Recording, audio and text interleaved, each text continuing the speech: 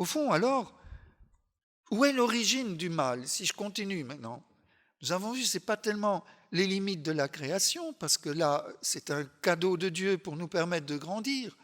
Le mal, c'est que nous habitons ces limites n'en étant plus fils de Dieu. Donc le mal, c'est de ne plus être dans la grâce, et par le fait même, donc ça c'est la béance, et par le fait même de poser des actes à partir d'un dynamisme qui est purement naturel et qui ne peut pas ramener la création dans la voie de Dieu. Donc le mal, il est dans notre cœur. C'est la dramatique du péché, c'est là finalement la source ultime du mal dont nous souffrons. Alors personnellement, Jésus a bien dit, la mort d'un enfant, c'est pas évidemment pas lui, d'ailleurs c'était déjà la question des apôtres concernant l'aveugle-né. C'est ce mal, cette absence, cette absence de l'esprit d'amour dans notre création qui nous étouffe et qui conduit à tout cela. Alors lisons, regardez, écoutez-moi tous et comprenez bien, dit Jésus, rien de ce qui est extérieur à l'homme et qui entre lui ne peut le rendre impur. Mais ce qui sort de l'homme, voilà ce qui rend l'homme impur. Car c'est du dedans, du cœur de l'homme, que sortent les pensées perverses, inconduites, vol, meurtre, adultère, cupidité, méchanceté, fraude, débauche, envie, diffamation, orgueil et démesure. Tout ce mal vient du dedans et rend l'homme impur. Le mal, c'est Jésus qui en montre l'origine ultime. Il vient du dedans. C'est l'absence, rappelez, à l'image de Dieu, il nous créons l'homme à notre image, qu'il domine sur la convoitise, sur l'orgueil de l'avoir, du pouvoir et de la gloire, qu'il domine tout cela et tout ira bien. Mais s'il ne domine pas et qu'il en est esclave, qu'il en est dominé, alors c'est lui qui sera la source du mal. Au fond, en regardant bien ce mal qui nous étreint, qui nous révolte, au cœur de ce mal, à la source, il y a toujours un sujet. Ce n'est pas, on pourrait dire, le mal est sans visage, il nous tombe dessus, il n'a pas de visage, on ne sait pas le saisir. Il y a toujours un sujet, une liberté. Alors ce n'est pas forcément moi personnellement, c'est nous. C'est toutes les libertés qui ne s'orientent pas vers le bien. Elles collaborent, hélas, au mal. Il y a toujours un sujet du mal. Alors la première subjectivité, c'est celle d'Adam, qui est présentée dans la Bible. Le péché originel, c'est le premier. Qu'est-ce que ça veut dire le péché originel? Ça veut dire que dès que l'homme est apparu, il s'est laissé séduire, il s'est écarté de Dieu. Donc ce péché originel, il perdure. C'est pas simplement au début, c'est notre péché à tous. Chaque fois que nous ne sommes plus dans le dynamisme de l'amour, nous sommes dans l'ordre du pesca, de la rupture d'alliance, et nous fomentons aussi, nous provoquons le mal. La deuxième figure, c'est celle de Satan. Je n'en dis pas plus, nous savons que c'est 2 fois que l'homme est tombé, parce que plus grand que lui est tombé avant lui. Que le démon, effectivement, en refusant de servir Dieu, est celui qui ensuite s'est retourné contre l'homme pour l'entraîner dans sa perversion, dans son refus de servir. Mais n'oublions pas la troisième subjectivité, c'est la subjectivité du Christ, celui qui nous sauve, qui nous arrache à ce mal, nous rétablit dans notre dignité filiale et qui devenons avec lui, par lui, avec lui et en lui maintenant les grands opposants au mal, ceux qui combattent le mal et sont sûrs de la victoire de la tête où le corps tout entier, l'Église, va suivre. Ce combat continue jusqu'à la parousie.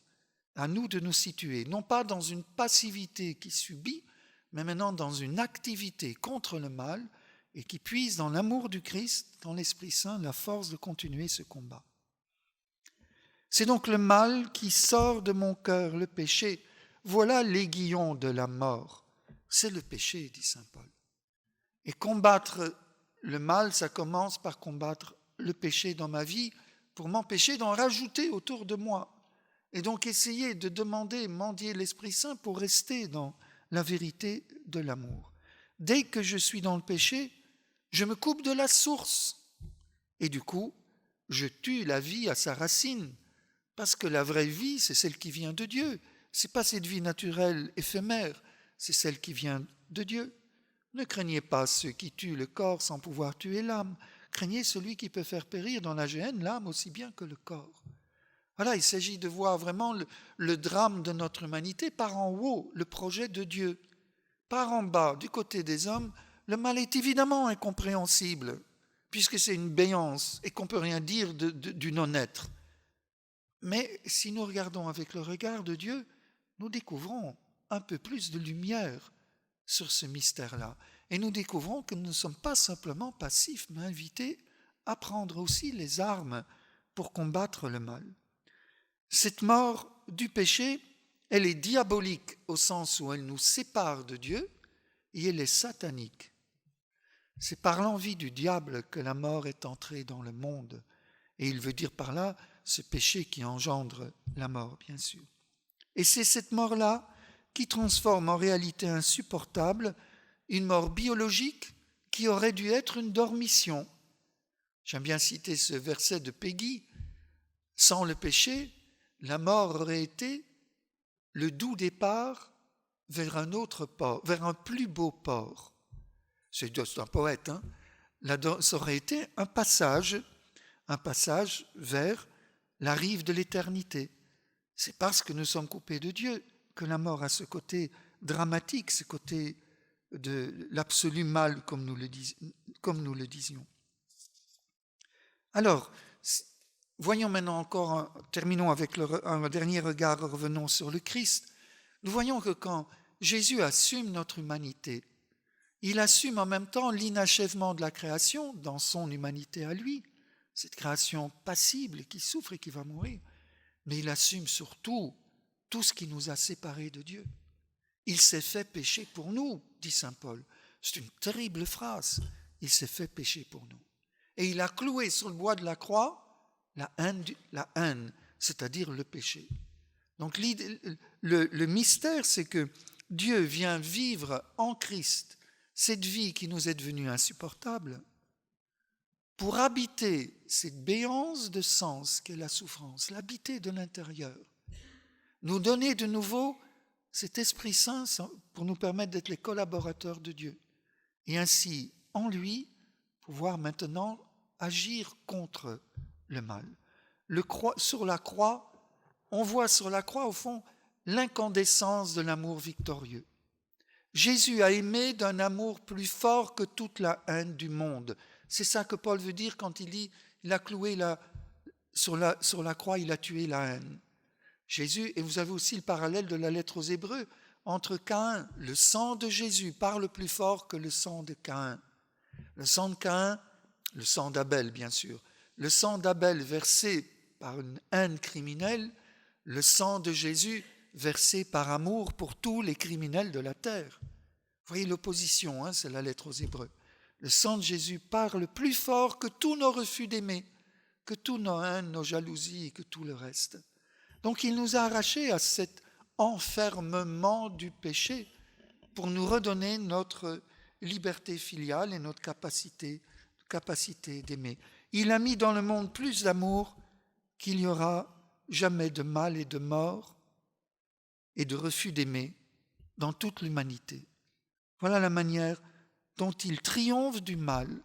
C'est par son amour, par le don de soi, le don total de soi, pas de plus grand amour que de donner sa vie. Et c'est ainsi qu'il enfante le monde nouveau à la résurrection. Et c'est à ce monde nouveau que nous sommes invités à participer. Alors, regardez saint Paul, la création attend avec impatience la révélation des fils de Dieu. Tiens, la création attend qu'on lui révèle. Nous, oui, les fils de Dieu, pas les hommes. Les hommes, s'ils sont simple nature, ils sont dans cette création impuissants. Mais s'ils redeviennent fils de Dieu, la création attend qu'on agisse. Car la création a été soumise au pouvoir du néant. Non pas que de son plein gré, mais à cause de celui qui l'a livré à ce pouvoir. L'homme pécheur qui devait régner sur elle et qui est devenu esclave. Et là, regardez, dans le sang de ton frère crie vengeance vers le ciel, dit Dieu à Caïn, où es-tu? Et Caïn dit, vous connaissez le dialogue. Mais la création s'est révoltée contre contre l'homme qui aurait dû en être le sacerdoce, exercer le sacerdoce et qui s'est enlisé dans cette matière. Pourtant, la création a gardé l'espérance d'être elle aussi libérée de l'esclavage et de la dégradation pour connaître la liberté de la gloire donnée aux enfants de Dieu. Mais c'est tout ce que je vous ai raconté sur le plan de Dieu.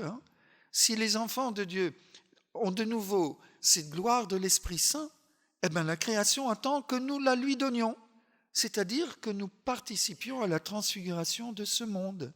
Car toute la nature doit devenir participante de la nature divine par l'action de l'homme. Nous le savons bien, la création tout entière gémit. Elle passe par les douleurs d'un enfantement qui dure encore. Un enfantement, nous ne sommes donc pas dans le monde définitif. Et elle n'est pas seule, nous aussi, nous-mêmes, nous gémissons. Nous avons commencé à recevoir l'Esprit Saint, mais nous attendons notre adoption, la rédemption de notre corps. On sent bien tout le cri de Paul, On sent bien que l'Esprit est là, mais il dit, qu'est-ce qu'il en faudrait plus pour pouvoir pleinement prendre notre place dans ce grand drame cosmique, parce que c'est c'est un drame cosmique où il faut voir de quel côté nous nous trouvons. Du côté où on continue à s'enfoncer comme on voit autour de nous, ou au contraire, où, suivant le chemin de Jésus, nous préparons le monde nouveau. Relisez tout le chapitre 24 de l'Apocalypse, bien sûr. Alors ce qui est grand, je trouve, c'est, quand maintenant, je termine, ce regard de la révélation n'est pas un regard statique sur le mal, qui nous écrase au moment où il survient, un deuil ou quoi, où paf, tout s'arrête. La révélation nous met le mal, nous invite à regarder le mal dans une histoire de salut. Une histoire qui a commencé avec un dérapage non contrôlé lorsque nous nous sommes séparés de Dieu. Mais, comme disait Julien de Norwich, « all shall be well », qui se terminera bien dans la résurrection, dans la parousie. À nous d'être les collaborateurs que Dieu cherche pour orienter. C'est ça l'espérance. C'est une histoire de salut dont l'incarnation rédemptrice révèle l'ultime secret au matin de Pâques. Heureux ceux qui voient cette résurrection de Jésus, prémisse du monde nouveau. Ils savent comment s'orienter. Le sens de l'histoire nous est donné dans la résurrection. Et c'est à partir de là que nous devons orienter notre vie, dans laquelle nous intégrons la souffrance. Le mal est désormais intégré dans cette histoire de salut. Il n'est plus quelque chose à éliminer de la même façon. Non, il est intégré. Bien sûr qu'il doit être combattu au sens qu'il doit être dépassé par l'amour. Mais c'est inscrit dans une histoire. Et cette résurrection, ce n'est pas un mythe, c'est un événement objectif. Nous savons que par un seul homme, le péché est entré dans le monde et que par le péché est venue la mort. Et ainsi la mort est passée en tous les hommes, étant donné que tous ont péché. Mais il n'en va pas du don gratuit comme de la faute. Si en effet, à cause d'un seul homme, par la faute d'un seul, la mort a établi son règne, combien plus à cause de Jésus-Christ et de lui seul régneront-ils dans la vie ceux qui reçoivent en abondance le don de la grâce qui les rend justes. La victoire de Jésus, il la partage avec tous ceux qui veulent bien accueillir le don de la rédemption. C'est gratuit. Son cœur est un couffin de miséricorde et de grâce qui est inépuisable. L'eau jaillit de son cœur nous purifie et le sang nous vivifie, fait de nous de nouveau des fils de Dieu qui peuvent prendre leur place dans le grand dessein de salut du Père. Et là, vous voyez, alors, si nous continuons à regarder, les martyrs sont ceux qui acceptent la mort pour être fidèles à la vie. C'est exactement ça. Quand je reprends les martyrs d'Abitène, qui se font, on est au IIIe siècle, persécution de Domitien, et puis le préfet arrête les chrétiens et leur dit « Mais vous n'êtes pas très malins, vous réunissez tous les dimanches, enfin tous les jours du soleil, comme disent les Romains, on sait très bien quel jour vous vous retrouvez. Et puis, comme vous venez ensemble, c'est facile à vous trouver si vous êtes un grand groupe. Enfin, qu'est-ce qui vous prend ? Vous vous réunissez, vous savez qu'on va vous tuer. Réponse, nous ne pouvons pas vivre sans l'Eucharistie. Ah oui, là le prophète a dit, ils sont vraiment givrés, c'est pas possible. Mais il ne parlait pas de la même mort. Nous ne pouvons pas vivre sans l'Eucharistie. Donc, ils vont effectivement mourir, mais c'est une vie donnée pour la vie. Et c'est ce que disait Tertullien. Si ce n'est pas lui, tant pis. Le sang des martyrs est semence de chrétiens. Voilà, c'est cette autre logique. Quand on comprend que la mort du Christ est une victoire de la vraie vie sur la mort et sur le mal, dont la mort est l'excellence, alors nous voyons que tous les martyrs, en fait, ils ouvrent la porte à la vie véritable. Ils permettent à la vie de venir dans notre monde. C'est vraiment curieux, hein? C'est par la mort que vient la vie. Jésus ne détruit pas la mort par une contre-violence, mais par un consentement d'amour qui détruit la cause du mal et de la mort, le péché, le non-amour. C'est donc l'amour qui triomphe du non-amour, la résurrection qui triomphe de la mort. Voilà le chemin qui nous est proposé. Alors, comme l'écrit Marcel Neusch, un prêtre, en même temps un philosophe, cette espérance est entrée dans le monde au matin de Pâques, et ce qui la rend crédible, c'est qu'elle a été introduite dans le monde par un Dieu qui sait ce qu'il en coûte de vivre l'aventure humaine. Vrai Dieu et vrai homme, c'est vraiment la crédibilité de notre christianisme. Nous ne parlons pas d'un Dieu que nous avons construit nous-mêmes dans notre petite tête. Nous parlons d'un Dieu qui est venu jusqu'à nous, qui s'est révélé à nous en donnant sa vie. Un Dieu où nous avons tout à prendre. Il nous connaît mieux que nous-mêmes, jusque dans l'ultime repli de notre péché, de nos ténèbres, et il veut tout illuminer de son amour. Le mal devant lui disparaît comme les ténèbres quand surgit la lumière. Ça ne veut pas dire que subjectivement nous ne continuons pas à en souffrir, mais si nous nous laissons éclairer par l'Esprit Saint, cette souffrance, nous la vivons à la lumière du matin de Pâques qui brille déjà sur notre monde.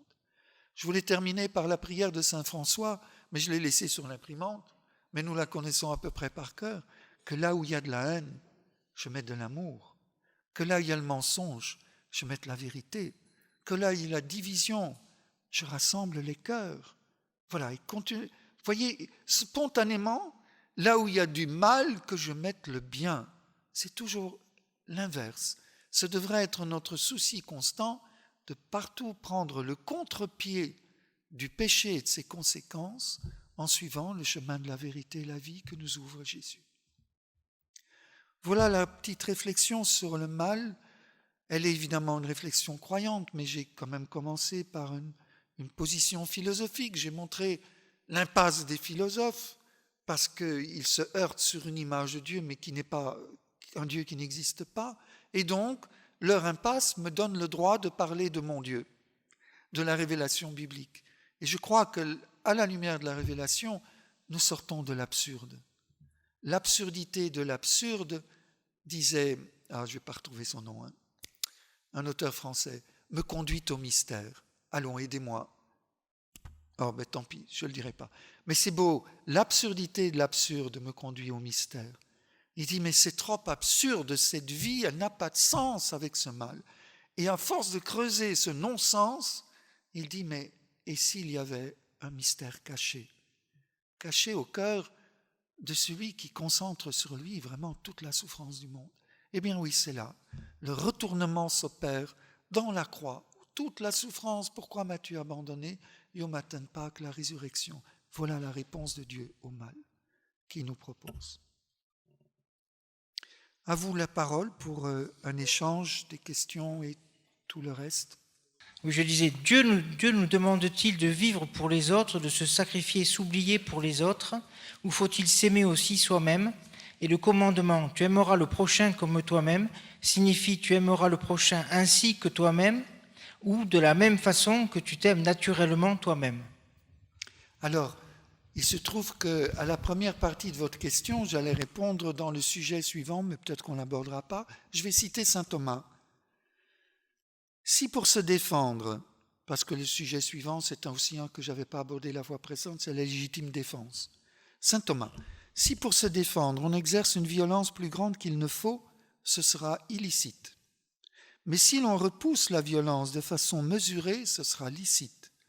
Et il n'est pas nécessaire au salut que l'on omette cet acte de protection mesurée pour éviter de tuer l'autre, car on est davantage tenu de veiller à sa propre vie qu'à celle d'autrui. J'ai la responsabilité de ma propre vie en premier. Donc, si j'ai la responsabilité, il faut s'aimer soi-même. Si on doit être responsable de sa vie, il y a un amour de soi qui est d'abord naturel. C'est le premier désir que nous portons tous en nous. C'est le désir de ce bien suprême qu'est la vie. D'abord, c'est pour ça que la mort est le mal absolu. Donc ce désir de prolonger ma vie, qu'elle s'épanouisse, c'est un désir qui vient de Dieu, tout à fait légitime. Et si elle est menacée, spontanément nous avons de la haine et nous avons le droit de défendre notre vie, fût-ce au prix d'un autre. Évidemment, vous posez aussi, ça c'est l'ordre moral, mais rien ne vous empêche de dire éventuellement, si ma vie ne vaut pas plus que celle de celui qui veut me tuer, Seigneur, j'offre ma vie pour sa conversion. Mais c'est l'ordre de la gratuité, là. Dans l'ordre moral, ma vie vaut celle de l'autre et j'ai la responsabilité de la défendre. Donc je dois m'aimer moi-même. Et donc, l'amour de l'autre, aimez-vous les uns les autres comme je vous ai aimé, l'amour du prochain, c'est quand même aimer comme Jésus a aimé. Pas de plus grand amour que de donner sa vie. Là, c'est l'amour agapé. Il y a différentes... Mais vous avez d'abord une autre question. Reprenez un peu la deuxième, parce que je vais trop vite. Comme toi-même. C'est comme, ainsi que, je peux aussi m'aimer moi, parce que c'est parce que je m'aime naturellement moi que je veux aimer. Voilà. Étant donné qu'on doit s'aimer soi-même, quand on dit alors mon prochain comme moi-même, de même que je suis obligé de m'aimer en raison de la dignité qui est la mienne, de fils de Dieu. Dieu me donne l'existence, j'ai le devoir de respecter le don qu'il me fait. Ce serait mépriser Dieu que ne pas m'aimer moi-même, puisque lui m'aime. Et moi, je me mépriserais. Vous vous rendez compte que s'il y a quelque chose de blasphématoire. Mais du même coup, l'autre aussi, Dieu l'aime de la même manière. Nous sommes tous élus, pas de la même manière parce que tous uniques. Donc, je dois l'aimer l'autre aussi. Et même alors, on va aller plus loin. De même que Jésus a donné sa vie pour nous, je suis invité aussi, pas de plus grand amour que de donner ma vie pour lui. Mais tout commence à travers reconnaître, respecter l'amour créateur de Dieu pour moi. S'il m'aime, je suis aimable. Donc j'ai le devoir de m'aimer, de respecter mon humanité. Et c'est respecter Dieu en aimant mon humanité. Mais l'aimer, ça veut dire tout faire pour que j'atteigne ma finalité surnaturelle, c'est-à-dire mon salut.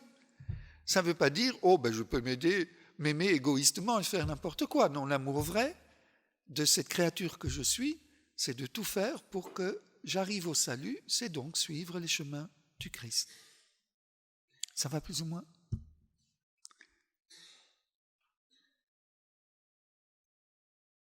Je sais que j'ai beaucoup parlé et que c'est difficile de réagir à froid ou à chaud, je ne sais pas comment il faut dire. C'est plutôt à chaud parce qu'il fait vraiment très très chaud. Hein. On ne peut pas ouvrir quelque chose là parce que... Merci. Moi j'ai trouvé, le Seigneur m'a donné une solution là ce matin parce que j'ai été touchée quand vous avez parlé la dernière fois des 3 enfants qui étaient persécutés par je ne sais plus qui et qu'ils ont répondu si Dieu peut nous libérer, il le fera, sinon on ne fera pas ce que tu nous commandes. Et vous avez dit, c'est comme ça que tout chrétien devrait réagir. Et ce matin, il m'est venu que c'était la confiance en Dieu, en fait, Dieu qui nous aime. La réponse à toutes ces souffrances, c'est ça, c'est la confiance en Dieu. Parce que sinon, on part dans l'idée qu'on est un peu de symbole entre les puissances du mal et les puissances du bien, le mal qui nous persécute parce qu'on fait le bien et le bien qui nous persécute parce qu'on fait le mal. Voilà, donc voilà, c'était pour dire que une de ces solutions, ma solution, c'était justement de faire confiance à ce Dieu qui nous aime. Voilà, c'est ça. Qui nous aime parce qu'il a épousé tout ce mal. Voilà. Et que donc nous n'avons plus à le craindre. Il l'habite. Il est présent au cœur de tout mal. Même si on ne comprend pas, Tout voilà, à fait. faire confiance, dire bon Seigneur, on ne comprend pas, mais on te fait confiance. Voilà. Et je donnerai l'exemple, j'ai déjà raconté 1000 fois, mais j'ai 2 fois, une maman, je vais raconter qu'une fois, mais 2 fois la même chose. Une maman vient me voir et me dit, Père, je suis folle. Et elle me raconte, je lui dis, mais dites-moi ce qui se passe. J'ai perdu un enfant. Je souffre quand j'ai jamais cru que c'était possible de souffrir. J'ai eu un mouvement de révolte. Et puis je me suis dit, non, tu peux pas, contre Dieu. Et puis je me suis dit, je suis croyant, non, tu ne peux pas te révolter contre Dieu, parce que là, tu vas perdre ton unique appui. J'ai demandé pardon au Seigneur et j'ai dit, Seigneur, donne-moi la force de consentir. Et quand j'ai dit ça, j'ai senti dans mon cœur une paix et une joie qui ne me quittent pas. Dites-moi que je suis folle. Je sens en même temps une énorme souffrance et dans mon cœur une paix que je ne connaissais pas, une joie que je ne connaissais pas. Voilà, les deux peuvent être conjoints, oui. Elle a dit oui à l'Esprit Saint qui est venu remplir cette souffrance, cette torture d'une maman qui perd son enfant. Elle sent encore la souffrance, je dirais dans son corps, dans son humanité, mais dans son cœur, elle a reçu l'Esprit consolateur qui donne sens, qui l'apaise. Elle ne sait pas pourquoi ni quoi, mais elle peut dire tout est bien. Dieu est présent dans ce qui se passe. Je ne comprends pas, mais Dieu est présent. Alors, je crois qu'on ne peut pas aller plus loin. Dieu est présent dans le drame, même de mort de cet enfant. Il est là. Et pas comme celui qui tue ou comme celui qui donne la vie jusque dans la mort. Pas celui qui est source de mort, mais celui qui a assumé la mort et qui donne la vie. Ah, c'est facile à dire quand je n'ai pas perdu mon fils ou ma fille. Je suis tout à fait d'accord avec vous. Mais 2 fois, le Seigneur a mis sur ma route des mamans qui ont vécu ce que je vous raconte, qui ont trouvé, accueilli paix et joie de l'esprit au cœur de leur souffrance, comme quoi c'est possible, et comme quoi ce consentement permet à Dieu de venir donner l'esprit consolateur dans une souffrance la plus horrible, celle de perdre un enfant. Mais c'est un acte de confiance, d'abandon, de consentement. Et autre chose aussi, c'est que, enfin, pour ce qui vient de se dire tout à l'heure, j'ai lu dans Magnificat une fois un témoignage, enfin une sainte qui aurait été, enfin une jeune fille qui aurait été canonisée alors qu'elle s'était suicidée pour pouvoir préserver sa virginité. Ah oui, mais c'est bien, elle s'est jetée dans le feu. Oui, c'est ça, c'est une martyre célèbre de Rome. Le bourreau, si la condamnée à mort consent à être l'épouse du bourreau, elle ne meurt pas. Le bourreau lui fait des avances, elle était condamnée au feu, le bourreau lui fait des avances pour l'empêcher d'enlever le feu, et elle s'est jetée dans le feu. Est-ce que c'est un suicide ? Non, puisqu'en tout cas, son nom conduisait à être brûlé. Mais pour éviter justement qu'elle l'empêche, qu'il mette la main dessus et qu'il l'entraîne chez lui et qu'il la viole, elle s'est jetée dans le feu pour rester fidèle à son engagement de la foi. Je ne peux pas dire que ça soit un suicide, hein. Ce n'est pas vraiment un suicide. C'est rester fidèle à mon engagement et refuser cette autre mort spirituelle du péché en restant dans la ligne qui était prévue.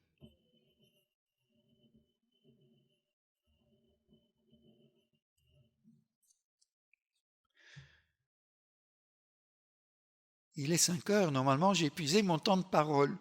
Mais là, on n'a pas eu... Mais quand on aborde un sujet comme la mort, on ne peut pas résoudre... On ne peut pas en parler 5 minutes. Et même 1h15, c'est encore limite. Il y a là-bas une question. Moi, j'avais une petite question sur quand on voit les expériences de mort imminente, les gens qui reviennent et qui nous disent pour la plupart, personne n'a vu l'enfer. Justement, alors, non, j'ai dit la plupart. Ah oui, parce qu'il y a un livre qui est sorti d'un cardiologue qui justement a dit c'est un peu trop facile. Et il a sorti un livre, je ne vous le conseille pas parce que c'est pas drôle. Oui, je sais qu'il y a des cas où ils ont vu l'enfer, mais la plupart des gens quand même n'ont pas vu l'enfer. Par contre, ils ont vu le purgatoire. Et ça, je voulais savoir si le mal vient des humains, d'après ce que j'ai compris, pourquoi Dieu se ferait juge en mettant d'un côté les gens... Alors, par exemple, dans l'enfer, est-ce qu'on met les violeurs, Hitler, tout le monde tous les gens qui ont péché iront en enfer, non? Il n'y aurait personne au paradis, parce qu'on a tous péché d'une façon ou d'une autre. Donc, Oui, comment on peut expliquer que Dieu, enfin, j'aime pas le mot, mais trie un peu les âmes après la mort? Pourquoi il ferait ça? Alors, Dieu, c'est pas moi qui parle, c'est les Écritures. Hein. Dieu ne juge personne, dit Jésus, il a remis tout jugement. Le Père ne juge personne, il a remis tout jugement entre les mains du Fils. Très bien. Et Jésus dit encore, je ne suis pas venu pour juger, mais pour sauver. Et il dit encore, c'est ma parole qui sera votre juge. Dieu ne juge pas. Alors, essayons, mais on n'y arrivera pas, hein, essayons d'imaginer un pur acte d'amour. Dieu est acte d'amour. Ça veut dire qu'il ne peut qu'aimer, il ne peut que donner. Il ne peut pas juger. C'est impossible. Il ne peut que donner et se donner, mais à des libertés. Moi, je peux refuser. Si je refuse, l'amour de Dieu, c'est la béatitude des saints. C'est qu'ils ont pleinement accueilli cet amour et ça fait leur béatitude. Le tourment des damnés, c'est qu'ils refusent cet amour. C'est pas le bon Dieu. Le bon Dieu n'a pas créé l'enfer. L'enfer est une possibilité réelle. Une possibilité parce que ce n'est pas Dieu qui l'a créé, ce n'est pas une nécessité. Mais c'est une possibilité réelle parce que je suis vraiment libre et que je peux vraiment dire non à l'amour de Dieu. Alors entre les deux, eh bien, c'est encore l'amour de Dieu qui fait la purification des âmes du purgatoire dont nous parlions la fois précédente. En 2 mots, le purgatoire, c'est la plus grande miséricorde de Dieu. Parce que vous dites très justement, nous sommes tous pécheurs, aucun ne pourra aller au ciel. Puisque pour être en pleine communion avec Dieu, il faut être pur amour. Bon, dites, repassez un peu plus tard parce que moi, je n'y arrive pas, quoi. Alors comment on va faire? Eh bien, c'est une extraordinaire miséricorde de Dieu, c'est qu'après la mort, nous pourrons encore vivre un temps de purification. Alors, qu'est-ce que ça veut dire?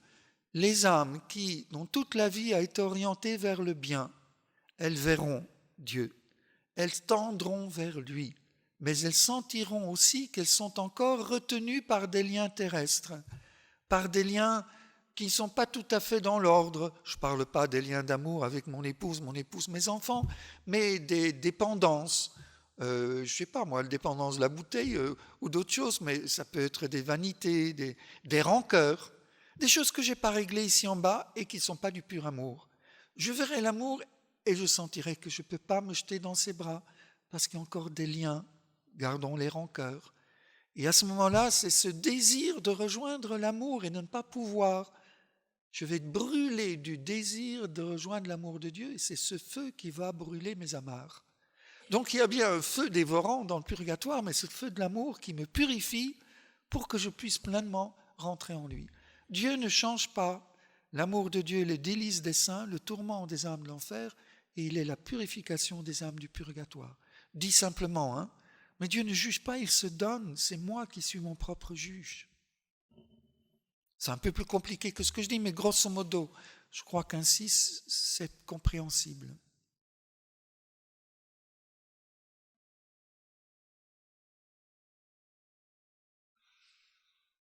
Si nous avons épuisé toutes les questions de l'ordre du jour, nous déclarons l'Assemblée générale fermée. C'est ça. Et à quelle heure est-ce qu'on se retrouve pour l'office? Ah ben oui, tiens, on terminera merci beaucoup, avec la prière que j'avais laissée sur l'imprimante, qui est signée Saint François d'Assise. Seigneur, fais de moi un instrument de ta paix. Là où est la haine, que je mette l'amour. Là où est l'offense, que je mette le pardon. Là où est la discorde, que je mette l'union. Là où est l'erreur, que je mette la vérité. Là où est le doute, que je mette la foi. Là où est le désespoir, que je mette l'espérance. Là où sont les ténèbres, que je mette la lumière. Là où est la tristesse, que je mette la joie. Ô Seigneur, que je ne cherche pas tant à être consolé qu'à consoler, à être compris qu'à comprendre, à être aimé qu'à aimer, car c'est en se donnant qu'on reçoit, c'est en s'oubliant qu'on se retrouve, c'est en pardonnant qu'on est pardonné, et c'est en mourant qu'on ressuscite à l'éternelle vie.